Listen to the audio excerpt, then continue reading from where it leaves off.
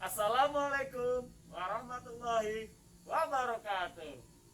Hai teman-teman, jumpa lagi bersama saya Kak Bedul pada pelajaran sosial. Kali ini Kak Bedul akan membahas ketahanan pangan di Indonesia selama masa pandemi. Agar lebih jelas, teman-teman saksikan video ini ya. Sebelum kita mulai, sebaiknya kita membaca basmalah. Bismillahirrahmanirrahim. Baik teman-teman, di video kali ini Kak Bedul akan membahas ketahanan pangan. Kok ketahanan pangan lagi, Kak? Iya, video kali ini melanjutkan video sebelumnya.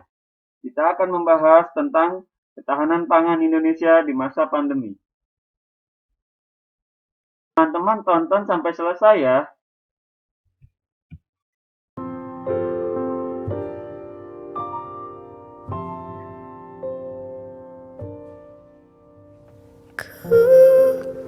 Lihat ibu pertiwi sedang bersusah hati. Air matamu berlinang,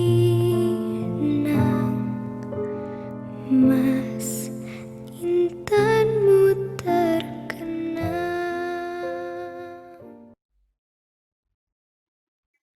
Potongan lirik lagu berjudul Ibu Pertiwi itu dirasa tepat untuk menggambarkan kondisi Indonesia sekarang ini. Pandemi COVID-19 yang melanda Indonesia sejak bulan Maret mengganggu banyak sekali sektor-sektor yang menyokong kehidupan masyarakat, termasuk diantaranya sektor pertanian.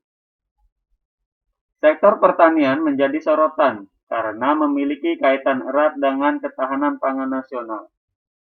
Tentunya pada masa pandemi yang sulit seperti sekarang ini, ketahanan pangan menjadi suatu yang harus diupayakan untuk menghindar dari krisis pangan yang seakan menghantui Indonesia.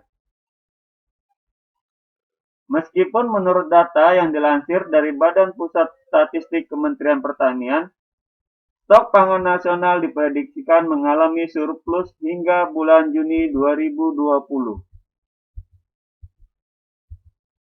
Namun, hal ini bukan berarti bahwa Indonesia serta-merta terbebas dari ancaman krisis pangan yang bisa terjadi di masa mendatang. Ditambah lagi, masa pandemi COVID-19 yang belum pasti akan berakhir kapan memiliki dampak yang sangat terasa di bidang pertanian. Ketahanan pangan sendiri memiliki 3 kata kunci penting, yaitu ketersediaan pangan yang cukup, merata, serta akses penduduk terhadap pangan, baik secara fisik maupun ekonomi. Menurut Dr. Susanawati SPMP, dosen agribisnis Fakultas Pertanian Universitas Muhammadiyah, Yogyakarta, dan Insinyur Gatot Supangkat MS, yang merupakan Kepala Majelis Lingkungan Hidup Muhammadiyah, mengatakan bahwa jika diidentifikasi dari ketiga poin tersebut, ketahanan pangan kita secara umum dapat dikatakan sedang terganggu. Dalam masa pandemi ini, pemerintah telah memberlakukan kebijakan PSBB atau pembatasan sosial berskala besar di beberapa daerah. Masyarakat diminta untuk mengurangi kontak fisik dan melakukan pekerjaan dari rumah. Hal ini dapat berpengaruh pada produksi, distribusi, dan juga konsumsi pangan.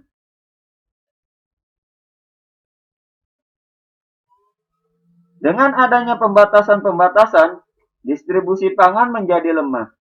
Akibatnya, stok pangan tidak merata di semua daerah. Ada daerah yang mengalami defisit, dan ada pula yang mengalami produksi berlebih. Sarana untuk melakukan distribusi pangan menjadi terbatas, sehingga terjadi kurangnya produktivitas pangan.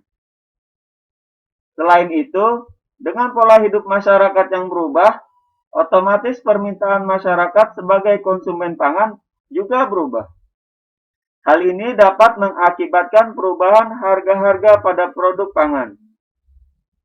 Salah satu contoh nyata yang dapat dilihat adalah ketika kebanyakan restoran dan kafe ditutup, maka permintaan bahan pangan pun menurun. Akhirnya, bahan pangan yang sudah terlanjur diproduksi dalam jumlah besar mengalami penurunan nilai jual. Banyaknya UMKM yang akhirnya harus gulung tikar di tengah situasi pandemi, serta banyaknya pekerja yang dirumahkan, juga berpengaruh pada akses ekonomi masyarakat terhadap pangan di mana daya beli yang dimiliki masyarakat pun menurun. Petani selaku kunci dari pangan Indonesia selama masa pandemi ini diharapkan dapat tetap sehat dan bekerja dengan maksimal.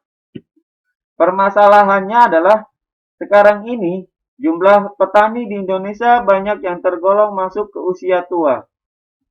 Minim sekali jumlah petani yang berasal dari kalangan milenial. Hal ini dapat berpengaruh pada produktivitas pangan.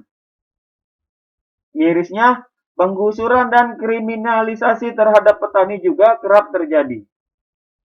Bahkan pada masa-masa pandemi seperti ini yang diharapkan masyarakat dapat saling berempati satu sama lain.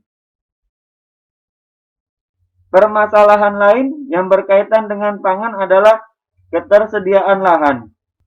Lahan pertanian kerap kali dialihfungsikan untuk keperluan pembangunan pabrik, perumahan, tambang, dan yang lainnya. Akibatnya, lahan untuk bertani menjadi semakin sempit. Bahkan, lahan pertanian menjadi rusak tercemar oleh limbah-limbah dari tambang maupun pabrik. Menurut kedua narasumber tersebut, pemerintah harus mengambil langkah dalam mencegah terjadinya krisis pangan. Dimulai dari menyejahterakan petani melalui bantuan dan fasilitas seperti misalnya bantuan relaksasi kredit kepada para petani miskin. Para petani juga sebaiknya disediakan alat transportasi untuk membantu mereka dalam mendistribusikan serta menjaga kestabilan harga produk pangan di masa pandemi seperti ini. Bahkan seharusnya para petani diberi fasilitas berupa teknologi, modal, dan pemasaran melalui program Bumi Tani atau badan usaha milik petani. Pertanian lokal dan lumbung pangan di tiap wilayah harus dihidupkan kembali untuk membangun nasionalisme. Selain itu, pemerintah juga dianggap perlu untuk memetakan potensi-potensi pertanian yang ada agar penyebarannya merata, melakukan stabilisasi harga pangan, melakukan konsolidasi terkait lahan pertanian, dan juga membuat regulasi-regulasi yang berkaitan dengan permasalahan pangan yang ada. Selain peran pemerintah, masyarakat juga dapat ikut andil dalam menjaga ketahanan pangan untuk menghindari adanya krisis pangan. Karena masyarakat memiliki peluang untuk membangun kedaulatan dan kemandirian pangan. Dalam masa pandemi seperti ini, masyarakat cenderung menjadi lebih kreatif dan bisa berkreasi untuk mengakali situasi yang ada, termasuk halnya dalam menjaga akses terhadap pangan.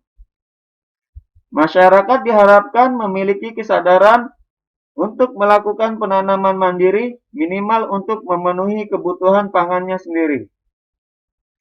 Ada banyak sekali cara untuk melakukan penanaman mandiri, seperti misalnya urban farming dan juga melakukan penanaman dengan metode hidroponik dengan memanfaatkan lahan-lahan yang ada di rumah. Seperti proyek yang kita dan sekolah kita sedang kerjakan ya teman-teman. Ternyata kita bisa juga loh ikut andil dalam menjaga ketahanan pangan. Semua itu tergantung dari ketekunan teman-teman. Cukup sekian dulu ya teman-teman materi dari Kak Bedul. Pekan depan kita akan berjumpa lagi dengan materi yang berbeda. Untuk mengakhiri materi kita kali ini, kita ucapkan hamdalah. Alhamdulillahirabbil alamin.